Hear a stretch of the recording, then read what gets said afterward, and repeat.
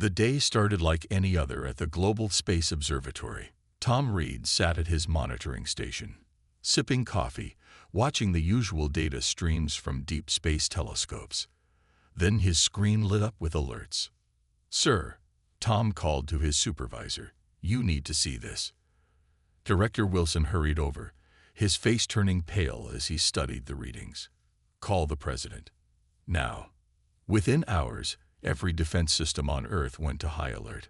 Something massive was approaching our solar system, not asteroids or comets, but objects moving with purpose and precision. 3 days later, the strange visitors made their presence known. Enormous ships appeared in orbit around Earth, their hulls gleaming with an alien metal that seemed to shift colors in the sunlight. Each vessel was larger than an aircraft carrier, and there were dozens of them. Screens worldwide flickered as broadcasts were interrupted. A figure appeared, humanoid but clearly not human. It had pale blue skin, 4 eyes set in a wide face, and wore an elaborate uniform adorned with strange symbols. "People of Earth, I am Admiral Thorne of the Galactic Empire. Your world now stands at the threshold of a new era. For too long, your species has remained isolated, unaware of the greater civilization that spans our galaxy. Today, that isolation ends." Panic spread across the globe. Military forces scrambled jets and activated missile systems, but leaders quickly realized the futility of resistance against such advanced technology. The United Nations called an emergency session. Representatives from every nation gathered in New York, faces grim as they watched the sky where alien ships now hung visible even in daylight. "We must present a united front," argued the Secretary General. "Divided, we have no chance." Admiral Thorne requested a meeting with Earth's leaders. A delegation was chosen: the UN Secretary General, the Presidents of the United States and China, the Prime Minister of India, and representatives from Russia, Brazil, and the European Union.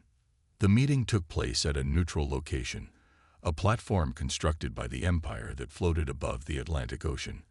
The human delegation arrived by helicopter, stepping cautiously onto the alien structure. Admiral Thorne waited for them, flanked by officers of various alien species. "Welcome," he said, his voice translated through a small device. "The Emperor is pleased to add Earth to our growing family of worlds." "We have not agreed to join anything," the Secretary General replied firmly. Thorne's 4 eyes blinked in sequence. "You misunderstand. This is not an invitation. The Empire has claimed this sector. Incorporation is mandatory." While this tense diplomatic meeting unfolded, a small team of scientists made a discovery that would change everything. Dr. Lisa Park and her team at the International Astrophysics Center noticed something strange about Earth's position in space. "Look at these readings," Lisa told her colleague, Dr. Mark Green. "Earth sits at an intersection of what appear to be cosmic energy streams." Mark studied the data. "These aren't natural formations. They're like highways through space." "Exactly," Lisa nodded. "And Earth is at a major crossroads." They worked through the night, analyzing the patterns. By morning, they had a theory. Earth occupied a strategic position at the junction of what the Empire might call hyperspace lanes, invisible corridors that allowed faster-than-light travel. This wasn't just a random visit. Earth was valuable real estate in the cosmic neighborhood. As dawn broke over a worried world, the leaders returned from their meeting with grim faces. The Empire had given Earth 1 week to prepare for incorporation. Admiral Thorne had made it clear resistance was not an option. Little did the Empire know that beneath the oceans and deep within Earth's crust, ancient technologies were beginning to respond to the presence of alien ships, technologies left by those who had protected Earth long ago. The Grand Meeting Hall of the United Nations buzzed with tension. World leaders sat side by side, old rivalries temporarily forgotten in the face of a common threat. Admiral Thorne stood at the center of the chamber, his 4 eyes scanning the assembled humans with cold calculation. "Let me be clear about the terms of incorporation," Thorne said, his translator device giving his words a metallic edge. Earth will provide the Empire with 20% of all natural resources. You will contribute troops to the Imperial forces, 50,000 per year to start. Your governments will answer to an Imperial governor. Murmurs of anger rippled through the hall. The American president stood up. And what do we get in return? Thorne's mouth twisted in what might have been a smile. Protection. Technology. Membership in the greatest civilization this galaxy has ever known. He paused. And survival. We request time to consider your proposal, said the Chinese president, her voice steady despite the threat. You have 3 Earth days, Thorne replied. I will return for your answer. With that, he touched a device on his wrist and vanished in a flash of light. As soon as Thorne departed, chaos erupted in the chamber.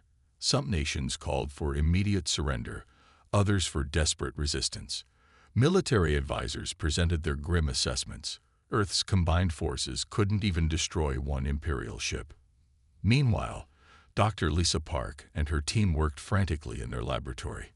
Government officials had given them access to every scientific resource available after hearing their theory about Earth's position at a cosmic crossroads.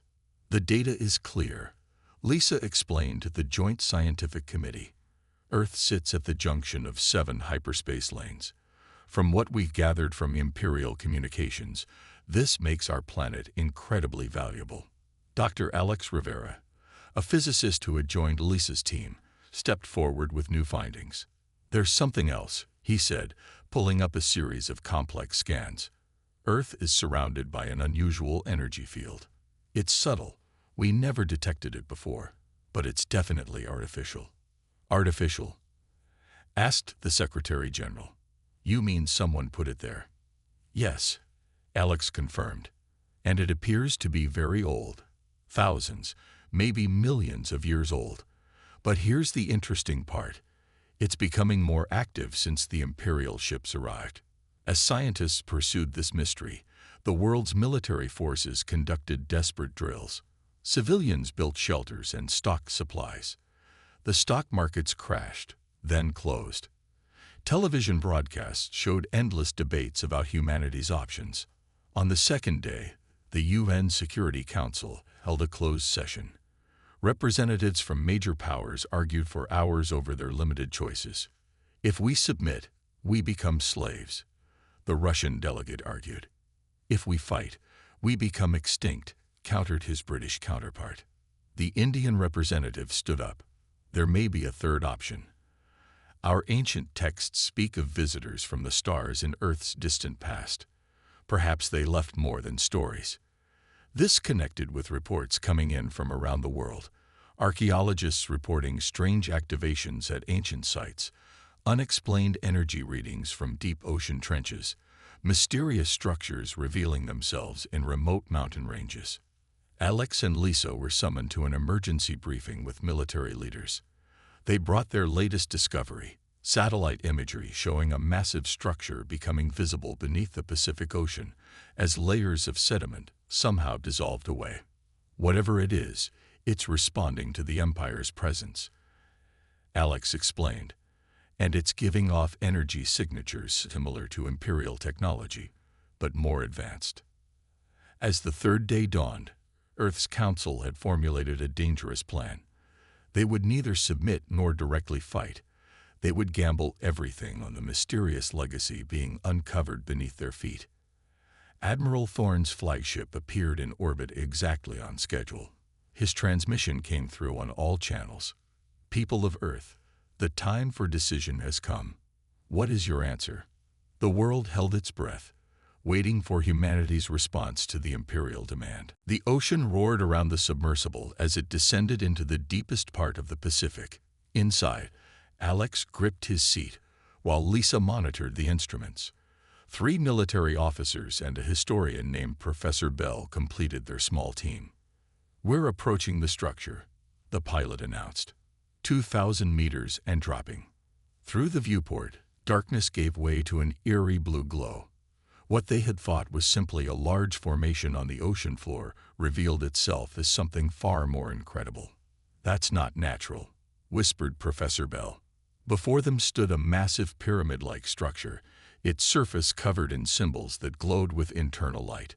Most astonishing was the complete absence of sea life or sediment on its surface, as if the water itself flowed around rather than touching it.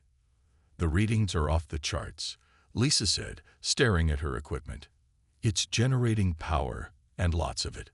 After docking at what appeared to be an entrance, the team donned specialized gear and stepped into a chamber that impossibly drained itself of water. "The air is breathable," Alex said, checking his instruments before removing his helmet. The walls inside hummed with the same blue light. As they ventured deeper, they discovered vast halls filled with technology that defied understanding. Machines without moving parts, displays showing star systems in 3 dimensions, and at the center, a control room with a platform clearly designed for human use. "This wasn't built by aliens," Professor Bell said, examining the writing on the walls. "At least, not entirely. Some of these symbols match ancient human languages, but far older than our oldest known civilizations." Alex approached the central platform. "Something tells me this is what we're looking for." When he stepped onto it, the entire structure came alive. Lights brightened, and a figure appeared, a hologram of a woman in strange clothing. "Planetary defense system activated," the figure announced in perfect English. "Threat detected in orbit. Authorization required." Professor Bell translated inscriptions on a nearby wall. According to this, an advanced human civilization existed millions of years ago. They were part of an alliance with other species who opposed forced incorporation into galactic empires. "Like some kind of ancient resistance," Lisa suggested. "Exactly," Bell nodded. "They built these defense systems on worlds they wanted to protect, allowing young civilizations to develop undisturbed until they were ready to join the galactic community on their own terms." Meanwhile, in orbit, Admiral Thorne grew increasingly impatient. His message to Earth's leaders was blunt. "You have exceeded your allotted decision time. Prepare for preliminary occupation measures." Imperial dropships prepared to deploy troops to key locations around the planet. Earth's military forces scrambled to defensive positions, knowing they stood little chance. Back in the underwater structure, Alex placed his hand on a panel as the hologram instructed. The entire facility pulsed with energy. "Genetic match confirmed," the hologram announced. "Defense system engaging. Barrier activation in progress." On screens throughout the facility, they watched as invisible energy fields around Earth suddenly became visible, a shimmering dome of interlaced patterns rising from strategic points around the planet. "It's working," Lisa exclaimed. "The ancient defense system is activating." On the surface, people watched in awe as the sky itself seemed to change color, taking on a faint iridescent quality. Military satellites detected massive energy outputs from previously unknown structures activating on every continent. In orbit, Admiral Thorne received urgent reports from his science officers. "An energy barrier is forming around the planet," his first officer reported. "Unlike anything in our records." Thorne's face darkened. "Impossible. They are primitives." He opened a channel to Earth. "Whatever trick you're attempting, it won't work. You have until sunrise to surrender, or we will demonstrate the Empire's full power." As night fell across Earth, the ancient defense system continued powering up, preparing for its first test in millions of years. Humanity held its breath, placing its hopes in technology built by forgotten ancestors to face an enemy from the stars. Dawn broke over a changed Earth. The sky shimmered with a faint pearlescent glow visible from every continent. People stood in streets, on rooftops, and in fields, gazing upward at the barrier that now surrounded their planet.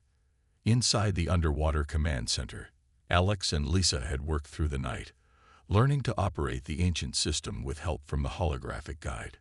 "The barrier is at 60% capacity," Lisa reported, studying the crystalline display. "But it's stable." A military officer rushed in. "We've just received word. The United Nations Security Council has reached a decision." On screens worldwide, The Secretary General appeared, flanked by leaders of major nations. His face showed exhaustion but also determination. "People of Earth," he began, "today we face the greatest challenge in human history. The Galactic Empire demands our submission. They offer us servitude disguised as protection." He paused. "Our answer is simple: no." The broadcast switched to a direct transmission to the Imperial fleet. "Admiral Thorne, hear the united voice of humanity. Earth declares itself sovereign and closed to Imperial entry. We claim our right to determine our own future. Any attempt to violate our borders will be met with resistance." In his command ship, Admiral Thorne watched the transmission with his 4 eyes narrowed. Officers around him waited nervously for his response. They dared to refuse the Empire. Thorne's voice was quiet but filled with menace. "Prepare a demonstration strike. Target their largest military installation."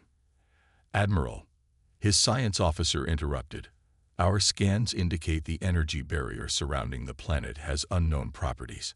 I recommend caution." Thorne waved a dismissive hand. "Send 3 scout ships to test their so-called barrier. Use minimal weapons only." 3 sleek vessels detached from the Imperial fleet, descending toward Earth's atmosphere. They approached the shimmering barrier, weapons charged. In the underwater command center, alarms flashed. The hologram appeared, threat approaching defensive perimeter. "Permission to engage." Alex looked at the military commander, who nodded grimly. "Permission granted." "Targeting systems active," the hologram confirmed. On the displays, they watched as the scout ships fired on the barrier. Energy weapons struck the shimmering field and stopped, spreading across the surface like ripples in a pond. "Barrier holding," Lisa announced. "No degradation detected." The scout ships moved closer, attempting to physically breach the barrier. As they touched it, arcs of blue-white energy wrapped around their hulls. The ship's engines sputtered and died. All 3 vessels hung motionless, trapped against the barrier's surface. In the Imperial flagship, panic spread through the command deck. "All systems on the scout ships are offline," reported a communications officer. "They're completely disabled." Admiral Thorne slammed his fist on his command chair. "Impossible. These primitives couldn't possibly." He stopped suddenly. "Scan those energy signatures again."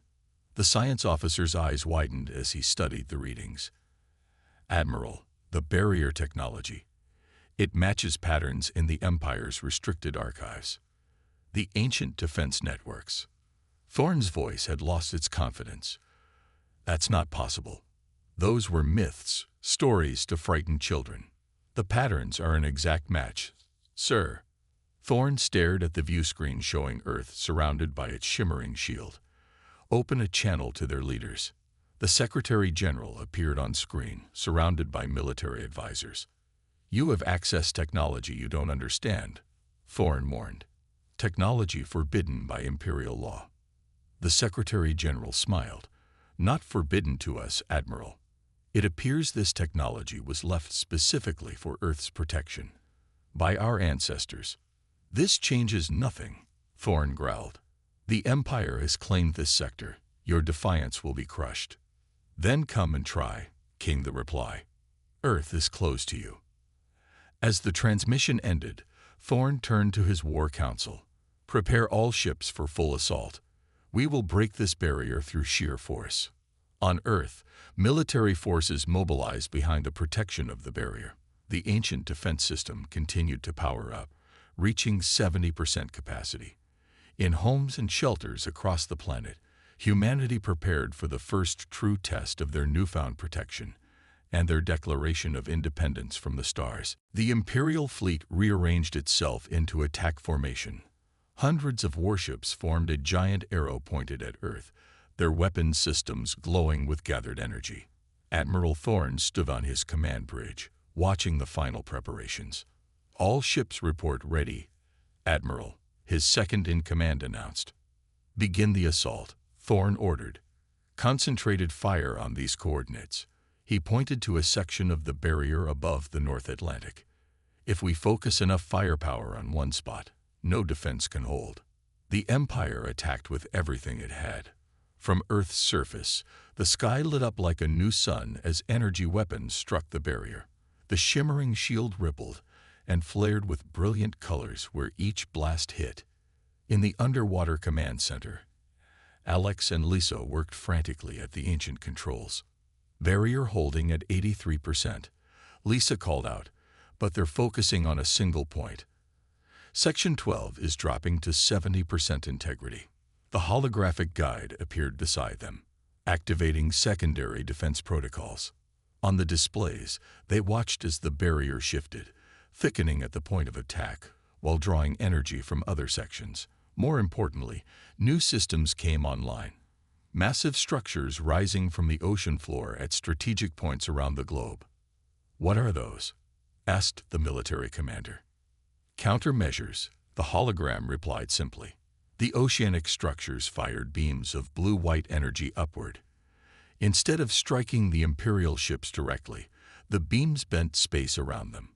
Several warships found themselves suddenly kilometers away from their positions, their formations broken. Admiral Thorne watched in disbelief as his carefully arranged fleet scattered across space. "What is happening?" he demanded. "They're using space-time distortion weapons," his science officer explained, voice trembling. "Technology the Empire hasn't mastered." Thorne's expression darkened. "Continue the assault. Double the firepower." The Imperial ships regrouped and attacked again, this time splitting their forces to target multiple points on the barrier. For a moment, it seemed to work. Sections of the shield flickered and weakened. Section 8 failing. Lisa reported as alarms blared through the command center. Barrier breach imminent. Before the ancient defenses could adapt, 3 Imperial dropships slipped through a gap in the barrier over South America. The shield sealed behind them, trapping them inside. "They're through," Alex shouted, tracking 3 vessels heading for the Brazilian coast. Military channels exploded with activity as Earth's forces scrambled to respond to the incursion. Fighter jets took off from bases across South America, armed with hastily retrofitted weapons based on the ancient technology. The dropships landed in a remote area of the Amazon rainforest. Imperial troops, tall, armored figures wielding energy weapons, deployed in combat formation. They moved with military precision, heading toward what their scanners identified as another buried ancient structure. But Earth was ready. Brazilian special forces, supported by units from neighboring countries, had prepared defensive positions. The first true battle between humanity and the Empire began among the ancient trees of the rainforest. Energy weapons flashed between the trees as Imperial troops advanced. Earth soldiers returned fire with conventional weapons now enhanced with technology from the ancient defense system. To everyone's surprise, these modified weapons could penetrate Imperial armor. In orbit, Admiral Thorne received the first casualty reports with shock. "Impossible," he muttered. "They're barely out of their Stone Age." His tactical officer looked grim. "The ancient technology is giving them capabilities far beyond their development level." "Admiral." On Earth's surface, the battle in the Amazon reached a turning point when Earth forces activated a hidden defensive perimeter around the buried structure. Imperial troops found themselves trapped between human fighters and an energy field that seemed to slow time itself. In the underwater command center, Alex made a breakthrough. "I think I can extend the barrier's effect," he told the others. "Not just defend, but push outward." The military commander nodded. "Do it." As night fell across the Amazon, the remaining Imperial troops surrendered, the first ever defeat for the Empire's elite forces. And in orbit, Admiral Thorne watched with growing dread as the barrier around Earth began to pulse with new energy, preparing to expand beyond mere defense. Rain fell on the Amazon battlefield as Earth soldiers secured their Imperial prisoners. The alien troops, now disarmed and contained within energy fields adapted from the ancient defense system, watched their captors with a mixture of disbelief and fear. Colonel James Rivera approached the highest-ranking prisoner, an Imperial officer with distinctive markings on his armor. "We have questions," he said through a translator device. "You will answer them." The officer, Commander Dex, looked up with defiance in his four eyes. "I am bound by Imperial oath to reveal nothing." "Your fleet is failing to breach our defenses," Rivera replied calmly. "You're stranded here. Cooperation might be your best option." After hours of questioning, Dex finally broke his silence. "You don't understand what you've done by activating those systems," he said, his voice low. "The Empire doesn't just want your resources or your strategic position. They fear what sleeps here." "What do you mean?" Rivera pressed. "The Ancients," Dex answered, looking nervously at the energy field containing him. "The ones who built the defense networks across this sector of the galaxy. The Empire has encountered their technology before, always protecting developing worlds like yours." This information was immediately relayed to the Underwater Command Center, where Alex and Lisa worked to unlock more of the ancient system's capabilities. The hologram mentioned something called the Guardian Protocol, Lisa said, studying the strange symbols on the control panels. "I think it's not just about defense. It's about projection of force." Alex nodded, his fingers moving across the crystalline controls. "Look at these star maps. They show other protected worlds, all connected by the hyperspace lanes that cross at Earth." The holographic guide appeared beside them. "Guardian Protocol accessibility confirmed. Level 2 authority granted." New displays activated, showing the positions of every Imperial ship in extraordinary detail. More importantly, they revealed a network of energy points extending far beyond Earth, dormant nodes that could be activated.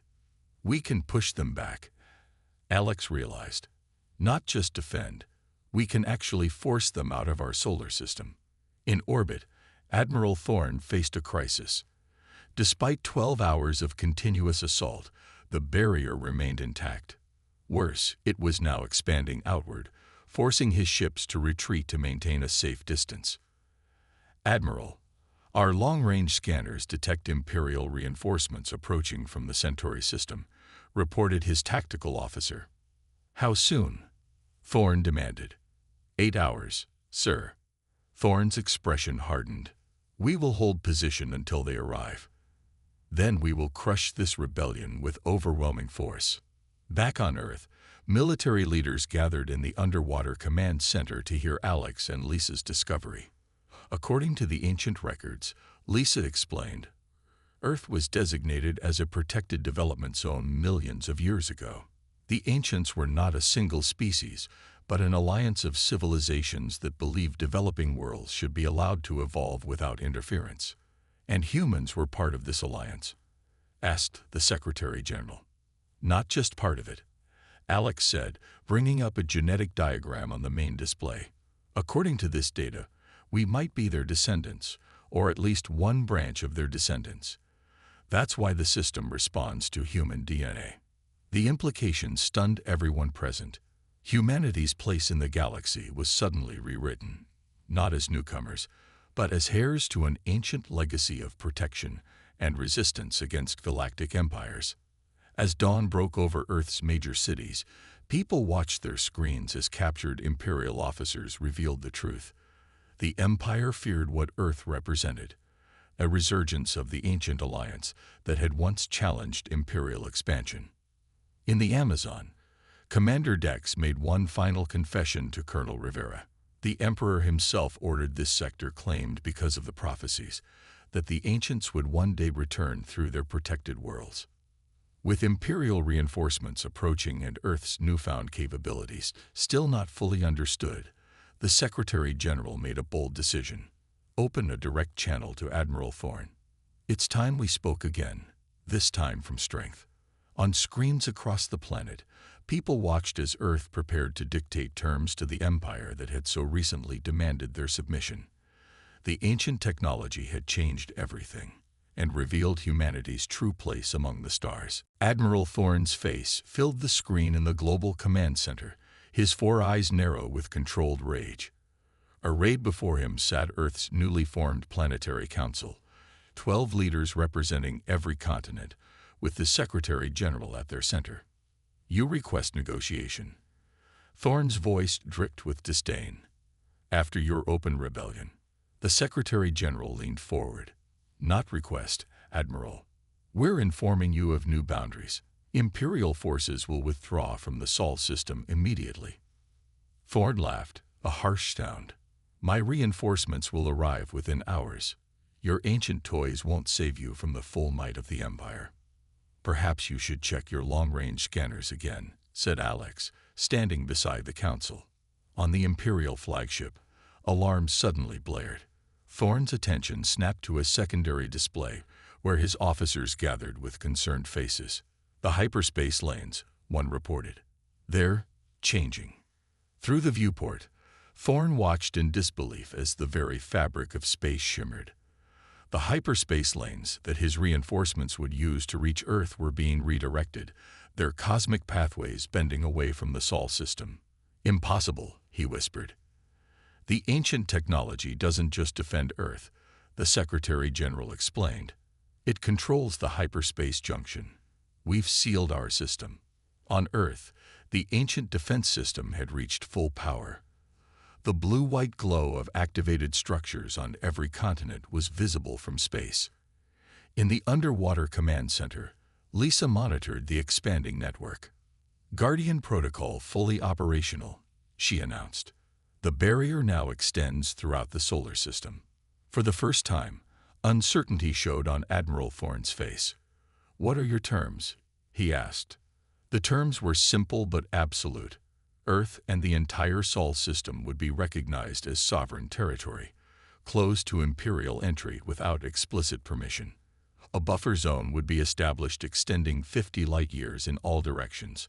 Most importantly, the Empire would acknowledge Earth's status as a protected world under the ancient accords that predated the Empire itself. In return, the Secretary General concluded, we will not expand the barrier further or activate other ancient systems that might be disruptive to Imperial operations. Thorne had no choice but to agree. His reinforcements were unable to reach him, his scout ships were disabled, and his troops on Earth were captured. The Emperor would be furious. But even he would not challenge the power of ancient technology. As the Imperial fleet prepared to depart, news of Earth's successful resistance spread through nearby star systems. Encrypted transmissions began arriving from worlds under Imperial control, worlds that had their own legends of the ancients and their protection. In the Amazon base where the Imperial prisoners were held, Commander Dex approached Colonel Rivera before his scheduled return to the fleet. You don't realize what you've started, Dex said quietly. There are hundreds of worlds waiting for a sign that the Empire can be challenged. We didn't set out to start a rebellion, Rivera replied. We just wanted to be left alone. Dex made a gesture that might have been a smile.